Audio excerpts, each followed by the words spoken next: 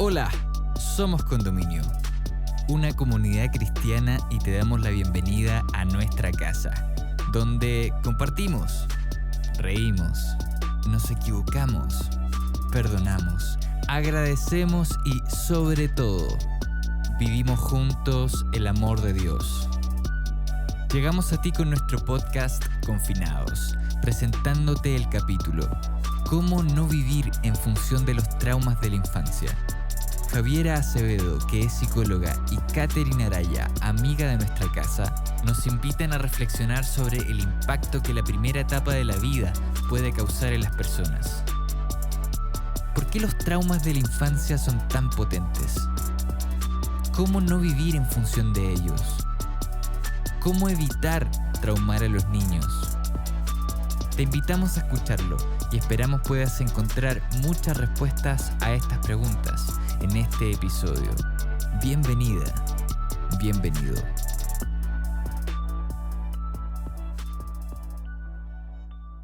Hola a todos nuestros queridos amigos que nos están escuchando. Me alegra mucho que estén acá con nosotros. Mi nombre es Catherine Araya y en este programa de tarde estoy acompañada de una amiga de la casa que se llama Javiera Acevedo. Javi, preséntate por favor y saluda a nuestro público que nos está escuchando. Hola a todos, nuevamente participando en este programa de tarde con temas tan interesantes que nos han hecho a todos poder pensar y dialogar y ponernos en situaciones nuevas o en perspectivas que no habíamos visto antes y por lo tanto ha sido un espacio tan enriquecedor.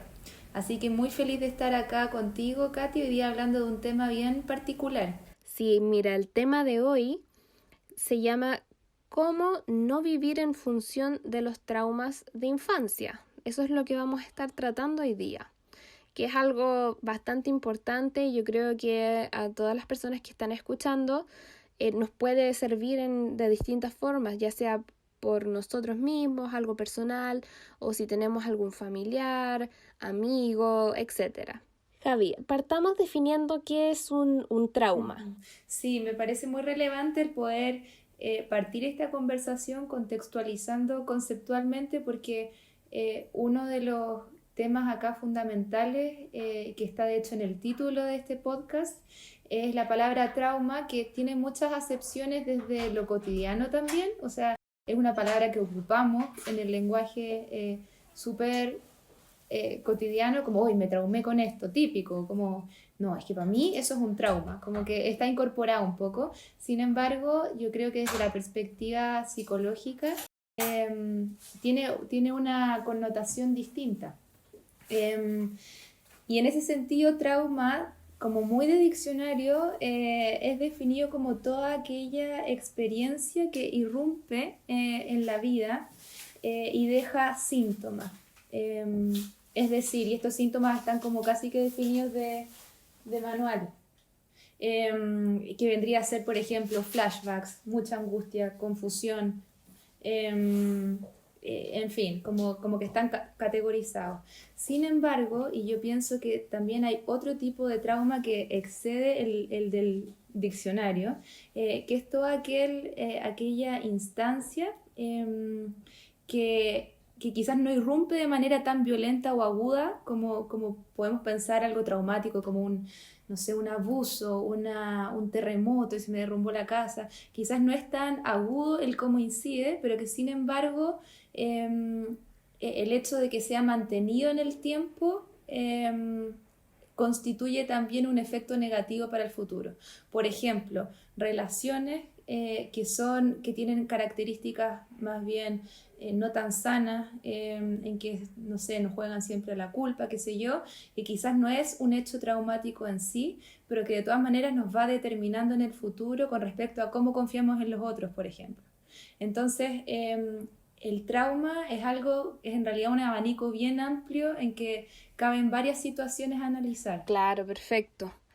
Y mira, hay algo que yo creo que a todos nos llama mucho la atención, que es por qué los traumas, específicamente en la infancia, son tan potentes, por qué nos quedan tan marcados, porque a lo mejor ahora como adultos, si algo nos pasa, tal vez a futuro no nos repercute tanto como cuando somos niños. Sí, sí, yo creo que la infancia tiene una característica especial, que es que estamos en un periodo de formación, y no solo de formación cerebral, en que nuestro cerebro está literalmente como una esponja absorbiéndolo todo. Por eso es la mejor etapa para aprender idiomas, para aprender una nueva disciplina, porque estamos como puro absorbiendo la información del medio e incorporándola casi inmediatamente. Hay mucha flexibilidad neuronal y cerebral. Sino también porque hay también estamos construyéndonos nuestras bases psicológicas con respecto a qué entendemos por emociones, cómo las manejamos, cómo nos vinculamos con otros, cómo nos defendemos.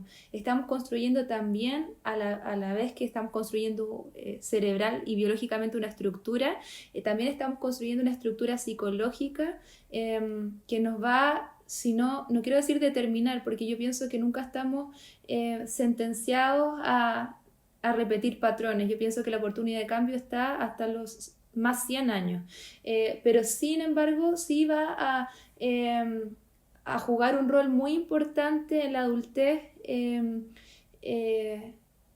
y probablemente en muchas personas sí va a condicionar el tipo de vínculos, por ejemplo, que establezcan, sí va a condicionar el cómo se ven a ellos mismos y un montón de otras cosas.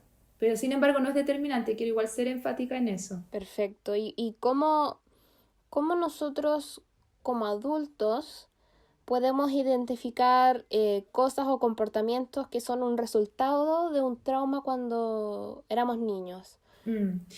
Mira, yo pienso que es difícil, porque en la medida en que uno...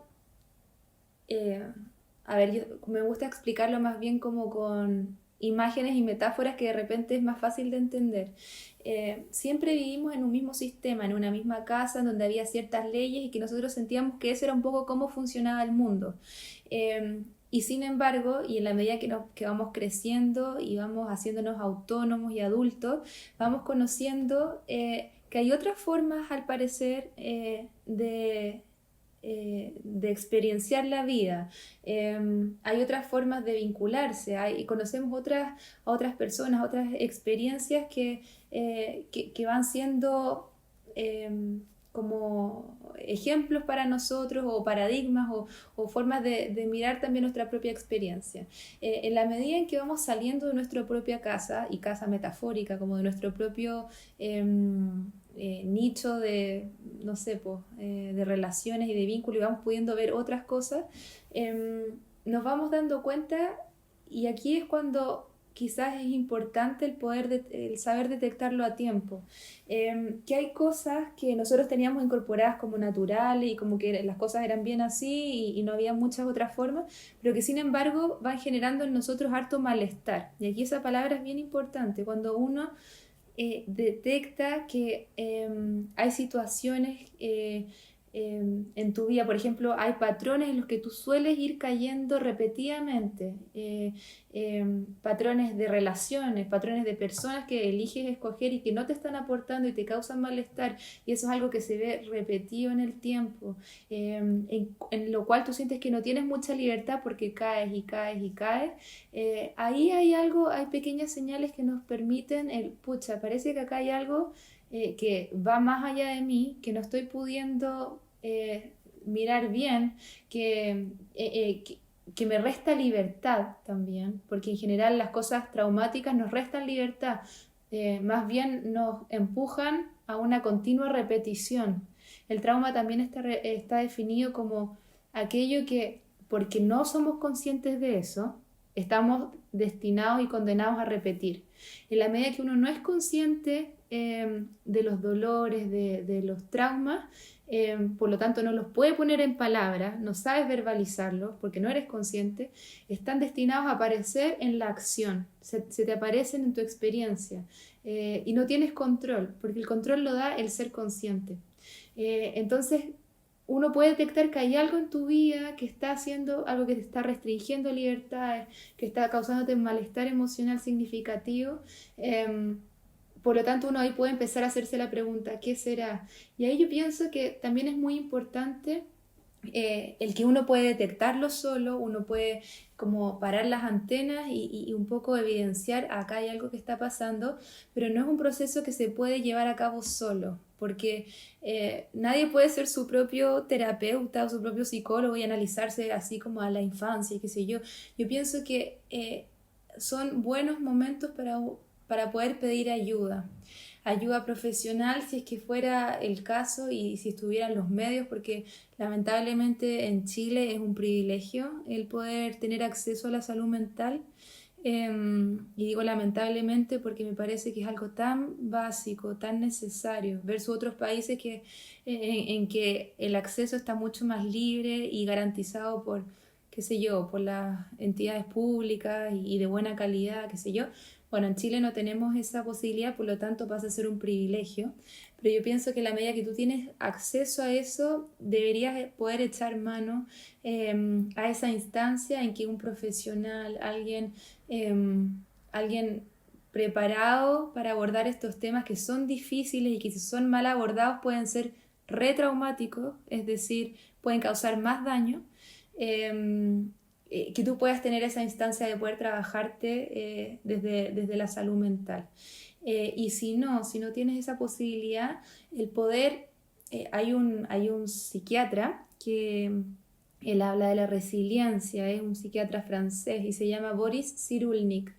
Él es uno de los pioneros en este término resiliencia, que está muy unido a trauma, porque la resiliencia es todo aquello con lo cual yo me levanto de algo que me derrumbó. Es como me construyo de nuevo una vez que hubo algo que incidió en mi vida y me hizo mucho daño. Y él al hablar de este término, y él ocupa ejemplos así cuáticos, onda de guerra, de gente que perdió a sus padres en Auschwitz, él mismo de hecho perdió sus papás en el Holocausto, y de ese tipo de traumas más bien como sociales. Él habla de tres aspectos muy importantes para fomentar la resiliencia. Y uno es tutores de resiliencia, es decir, que tú tengas gente a tu lado que te escuche y que te escuche hablar de eso traumático una y mil veces, y que tú puedas repetirlo, elaborarlo, y que sean personas que te escuchen, te contengan, te acojan. No necesariamente profesionales, él está hablando ahí de personas cercanas que te provean de oreja, de cariño, de vínculo, que no te condicionen por eso tan difícil que tú viviste. En segundo lugar, él habla de darle un sentido psicológico, el poder tomar eso que me pasó tan difícil y darle un sentido en mi cabeza primero. Esto me ayudó a ser más fuerte, a descubrirme, a descubrir cuán sensible soy a los otros, no sé, cómo poder ubicar eso traumático como parte ahora de mi identidad, pero en positivo. ¿Qué sentido tiene para ti? Y el tercer elemento es la acción. Ahora que tengo un sentido, ahora que tengo a alguien que me escucha, ¿cómo llevo esto a la acción? Y por ejemplo, no sé, entonces ahora si yo tuve abuso sexual en la infancia, voy a abrir una fundación para gente con abuso, que la hayan abusado alguna vez, para yo ayudar a esas personas a, no sé, concretar en la acción también ese sentido. Y a mí me parece muy lindo y también muy completa estas tres aristas de cómo la resiliencia, como consecuencia positiva del trauma, va tomando forma en nuestra vida. Y como dices tú, yo creo que lo más sano para cualquiera que haya pasado algún trauma cuando pequeño es hablarlo. Como dices tú, si es que no se puede conseguir algún tipo de terapia, tal vez hablarlo con alguien, pero verbalizarlo, porque eso lo hace, uno puede ir como desenrollando toda esta telaraña que uno tiene adentro.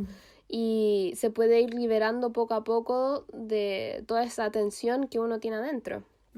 Totalmente. Y sabes qué, dos cosas que se me quedaron ahí en el tintero y que una tiene que ver con lo que tú me acabas de decir.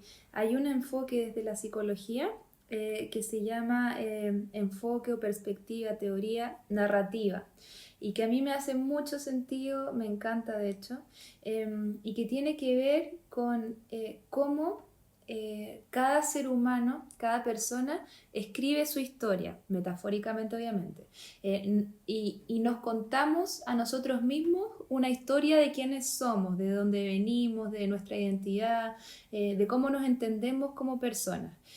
Sin embargo, esa historia que cada uno se cuenta a sí mismo es una historia que está propensa a ser reescrita. Y pienso claro, cada uno tiene una versión de sí mismo y una historia que más que real o no real, verdadera o no verdadera, es la que nos da sentido en la experiencia.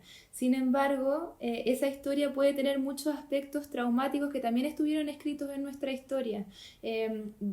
Por ejemplo, yo me puedo contar, yo soy Javiera, no sé, víctima de violencia, soy una persona, por lo tanto, no sé, dañada, y que nunca voy a poder encontrar una persona que me cuide porque en mi historia para atrás las personas que han estado cerca mío son las personas que me han hecho daño, no sé. No es que uno se la cuente así textualmente, yo estoy acá como graficando algo más bien caricaturesco, pero es en el fondo cómo cada uno tiene una noción de sí mismo a partir de una historia que se crea, que está ahí más bien inconsciente, pero que está y que nos da una base. Yo puedo volver a escribir esa historia, volver hacia atrás y contarme una nueva historia de mí mismo, no como contarme un cuento, como inventarme algo que no fue y no, en realidad Javiera en la infancia fue una princesa y ahora soy entonces una princesa. No, eso sería locura. Sin embargo, volver a escribir, pero dándole un sentido distinto a mi propia historia. Y ahí incorporo el tema de la resiliencia, el cómo esta historia que estuvo fracturada, dañada, que por lo tanto daña quién soy, daña mi identidad, tiene repercusión en cómo me vinculo con otros, puede ser reescrita en la medida en que puedo cambiar de perspectiva, darle un sentido y permitirme el reescribir eso que había quedado inscrito en mí de manera negativa. Pero eso es un trabajo, eso es un trabajo. No es fácil, pero... Pero mira qué interesante lo que dices. Yo creo que eso, lo de escribir el trauma, escribir la historia, la historia que uno tiene hacia atrás, lo hace mucho más concreto y uno puede como visualizar desde otra perspectiva cuál es el trauma o qué es lo que estamos analizando. Exacto, exacto. Y muchas veces es como que son carteles que nos autoescribimos y que nos colgamos al cuello, y que es Javiera la niña que le hicieron bullying en la infancia, Javiera la tonta, Javiera la no sé qué, carteles que nos autoponemos encima, un poco también escuchando voces externas que en ese tiempo nos dijeron eso de nosotros mismos. Hubo gente, no sé, por decirte el ejemplo del bullying, en mi infancia, que me dijeron tonta, fea y gorda, y yo me fui poniendo esos carteles porque empecé a creer que esas cosas realmente eran yo. Y me lo creí y empecé a ponerlo en mi historia también. Javier era niña tonta, fea y gorda. Sin embargo, nunca es tarde para poder mirar, a ver, este cartel me lo pusieron, yo lo asumí como parte de mi identidad, pero ya no lo quiero, ya no lo necesito, puedo volver a escribir. ¿Qué quería yo ser en ese minuto? ¿Qué me hace sentido a mí? O sea, no estamos determinados. Y en ese sentido, el segundo punto que quería comentarte, que me había quedado ahí como pendiente, tiene que ver con los distintos tipos de trauma. Y hay traumas que son más bien agudos y como externos, por ejemplo, y que podemos fácilmente identificar: un terremoto, que se me cayó la casa, una situación de, no sé, yo escuché, por ejemplo, la noticia de una niña que salía a trotar todos los días, y por eso me quedó como grabada, porque yo salía a trotar todos los días por ese mismo lado más encima. Y a ella en una mañana parece que la habían seguido y la violaron, así heavy, en Santiago, qué sé yo. Esos son traumas muy agudos y muy definibles, y que podemos rápidamente categorizarlos como traumas. Sin embargo, también hay otro tipo de traumas, y que me parece que son los más dañinos, sin desmerecer estos otros tipos de traumas de ninguna manera, pero tienen consecuencias más profundas cuando es alguien la persona que me hizo el daño es alguien que era cercano, alguien que se suponía me quería, alguien en quien yo deposité mi confianza y que lamentablemente, por ejemplo, en el ámbito de los abusos, el mayor porcentaje de abusos se dan al interior de la familia con alguien que tú conocías. Por decirte, es el 80% de los casos. No es como este caso que te conté de que saliste un día y te pillaron y qué sé yo. Esos son la menor de las veces. La mayor de las veces es con el tío que conocías, el padrastro, el hermano. Es así. Y esos traumas son realmente destructores y con secuelas a largo plazo, porque, como te decía, alguien en quien yo confiaba, en quien yo deposité cariño, que yo esperaba que me cuidara, que me quisiera, me daña. Por lo tanto, se instala ahí una sensación de incertidumbre, porque ya no puedo confiar en los vínculos, porque esto que me hacía bien, sin embargo, me daña. Hay una confusión, se instala una sensación de confusión hacia afuera, como en quién vuelvo a confiar, y hacia adentro, ¿soy yo la mala? ¿Qué habré hecho yo para causar esto? Muchas preguntas de ese tipo, porque son experiencias que como que rompen la biografía. Todo venía bien, tranquilo, pasa esto, hay un quiebre biográfico y por lo tanto los esfuerzos son como por volver a hacer sentido. Ya, ¿cómo hago que esta pieza que se salió del puzzle la vuelva a encajar? Pero no puedo. Entonces me echo la culpa yo para volver a encajar o al otro. Se instala una confusión y un caos mental muy terribles que pueden tener consecuencias bien a largo plazo. Y eso para mí son los traumas más difíciles. No solo el abuso, como te digo, es solo uno de los ejemplos, pero también hay otros tipos de traumas en los vínculos cercanos, que tienen muchas implicancias en la vida adulta. Me imagino. Hay una pregunta, así que quiero clarificar algo. ¿Por tener un trauma en la infancia es posible desarrollar una fobia debido a ese trauma? Mm, la fobia puede ser una de las consecuencias derivadas de un trauma, podría llegar a ser. Sin embargo, no es la única posibilidad y tampoco es la posibilidad más general.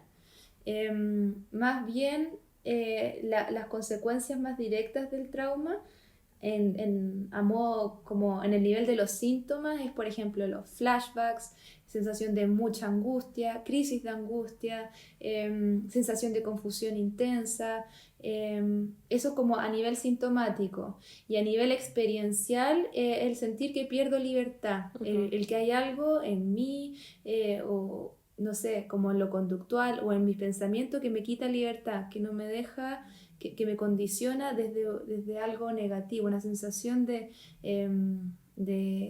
poca capacidad de tomar otra opción, más bien como una sensación de que estoy condenado a repetir siempre lo mismo. Esa es también una consecuencia más a nivel experiencial y subjetivo. Claro. Y bueno, la última pregunta como para cerrar el tema es ¿cómo podemos evitar causar traumas en los niños? Yo sé que eso es igual un poco difícil porque me imagino que uno no va a estar aislando a un niño de todo para que no desarrolle un trauma. Entonces, ¿cómo se podría manejar eso de manera más profesional? Sí, yo pienso que eso que dijiste al final es súper clave. Los papás hoy en día buscan ser papás perfectos, papás que nunca frustren a sus hijos, que les otorguen todas las posibilidades y experiencias que ellos mismos no tuvieron como una forma de remediar la propia historia. Y yo pienso que eso tampoco es sano. Darle la ilusión de un mundo ideal y perfecto en el cual no hay peligro, es incluso una negligencia, porque el mundo real externo fuera de la casa sí es un mundo peligroso, sí es un mundo en que probablemente uno está expuesto al daño. No es solo eso, obviamente, también el otro extremo de los papás que dicen, no, todo el mundo afuera es peligroso, mejor quédate acá en el refugio, también es una negligencia. Claro. Pero en el fondo lo que hay que poder hacer es preparar a los niños para frustrarse, por ejemplo, para que no todo sale bien siempre, para incluso para mostrarles que como padres no somos 100% buenos. Hay un psicólogo que me encanta, que él habla de ser la madre, en este caso habla de la madre, pero la madre simbólicamente, en el fondo los padres, debería ser suficientemente buena. Él no dice la mejor, excelente, nunca frustrarse, ser así, la súper, no sé, heroína y fuente de puro placer. No, la madre debería ser suficientemente buena, es decir, adecuarse a las necesidades del hijo, pero sin por eso dejar de verse, uno, que es como padres abocados solo a los hijos y que dejan de verse, dejan de trabajarse, de verse incluso como conyugalmente, como tú y la pareja, es como todo abocado y ya no queda espacio para ninguna otra cosa. Entonces yo pienso que hay que perderle el miedo a la frustración de los niños y al revés, el enseñarles que el frustrarse, uno, es parte de la vida y da humildad, porque si no yo soy un superhéroe que me las puedo todas y son hijos muy narcisos. Y dos, las frustraciones implican el aprender a pararse, es decir, te fortalecen, te dan herramientas para defenderte, para poner límites, por ejemplo, dan autoestima también, porque el frustrarse y el después darse cuenta que tú pudiste salir de eso, te da una noción de yo puedo, yo valgo, yo pude por mis propios medios. Entonces eso. Yo soy capaz. Exacto, es un mensaje como un subtítulo casi, no es un mensaje directo, pero es muy potente. Entonces uno, no tener miedo a frustrar, no esperar ser un padre perfecto, olvídate de los modelos así súper cuáticos que vemos de repente en la tele o los libros de padres perfectos que trabajan y más encima son buenos padres y buena pareja y tienen tiempo para ellos y hacen yoga y no sé. O sea, hoy tenemos muchas exigencias y hay que poder un poco distanciarse, porque si no uno se vuelca en el hacer y deja de pensar. Y vives exigido y presionado y dejas de disfrutar también. Y por otro lado, es distinto el equivocarse en la vida que el traumar. Entonces, aceptemos que nos vamos a equivocar y que probablemente van a quedar aspectos quizás incluso dolorosos en nuestro hijo con respecto a cómo fuimos como padre o cosas que después les cuesten, pero que sin embargo estamos siempre, como te decía en un inicio, posibilitados a poder cambiar. Y en ese sentido, el poder entablar diálogo con los hijos, no desde posiciones como cerradas, como no, es que acá el papá soy yo y tú me tienes que escuchar y no sé qué. Como yo he visto mucho, sobre todo los adolescentes, papás poco dispuestos al diálogo real. A escuchar, a conectar, saber qué te pasa, a recibir crítica. Rápidamente cuando reciben crítica, la defensa, no, pero es que tú no sabes cómo fue en mi infancia, como a contrastar su propia historia con la historia de los hijos, que es volver a no ver a tu hijo. Estás reparando constantemente tu historia y estás dejando de ver a quién tienes al frente. Entonces, y esto quizás son tips no tanto para niños, quizás para padres de adolescentes, cuando uno ya puede establecer un diálogo, pero el estar dispuesto siempre a poder recibir ese feedback de los hijos que a veces viene con crítica, pero poder conectarse con eso, no ser tan defendido, entablar diálogos que permitan conectarse profundamente, no solo defenderse, que eso no son diálogos, son monólogos. Entonces siempre uno está la posibilidad de reparar y de volver a conectarte con el otro de manera distinta, porque la reparación implica un cambio. Yo no reparo y vuelvo a tener la misma relación de siempre, no, yo reparo y cambio. Y en el fondo puedo hacer ese esfuerzo. Entonces eso, lo voy a resumir. Cuando más niños, no tener miedo a frustrar, no querer ser el super papá, aceptar que en la vida uno comete errores y en la medida en que yo acepto que yo cometo errores, le transmito a mi hijo también que él también puede cometer errores, porque si no son niños muy autoexigentes. Claro. Entonces también está bueno eso, y ya cuando son un poco más grandes, el conectarse con que siempre hay posibilidad de reparar, y si mi hijo me transmite algo que a él le ha dolido en la infancia, que yo no supe ver, por mucha culpa que eso me provoque, poder escucharlo de verdad, sin defenderme tanto, y hacer los cambios, pedir los perdones, correspondientes y reparar la relación. Siempre se puede.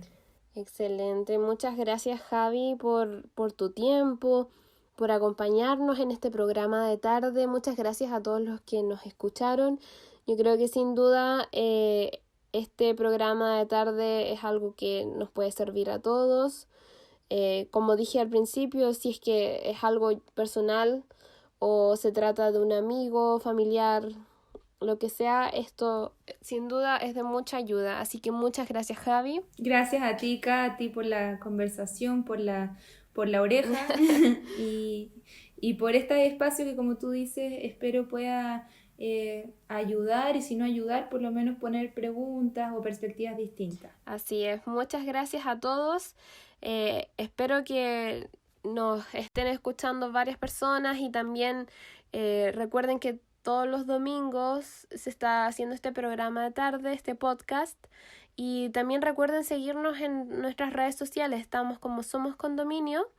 Nos pueden buscar nuestra página web, en YouTube, en Spotify y en Instagram también, para que no se olviden y pasen a visitarnos. Que estén muy bien, cuídense mucho, cuídate, Javi, un abrazo. Cuídate también, Katy, un abrazo virtual y nos veremos en algún momento. En algún momento nos veremos. Chao, chao a todos, muchas gracias. Hemos llegado al final de este episodio. Esperamos que estos minutos hayan sido relevantes para tu vida. Si quieres acercarte a nuestra comunidad, puedes ingresar a somoscondominio.cl o encontrarnos en Instagram como Somos Condominio. Para nosotros sería un tremendo honor poder conectar contigo. Sigue sintonizando para más episodios y gracias por estar con nosotros.